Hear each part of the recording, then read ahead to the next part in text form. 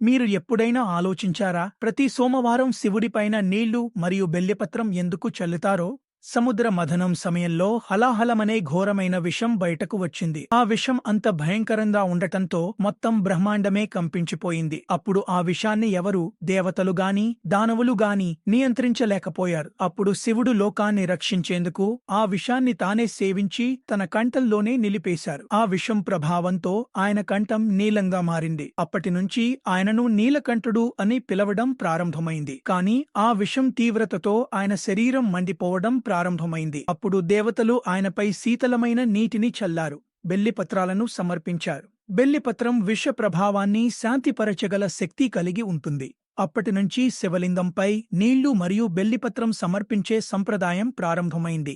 అందువల్ల తదుపరి మీరు శివలింగానికి నీరు మరియు బెల్లిపత్రం సమర్పించేటప్పుడు మీరు కేవలం ఒక సంప్రదాయాన్ని పాటించట్లేదు, భగవాన్ శివుడు ఈ సృష్టిని రక్షించేందుకు చేసిన ఆ మహనీయమైన త్యాగాన్ని కూడా స్మరించుకుంటున్నారు.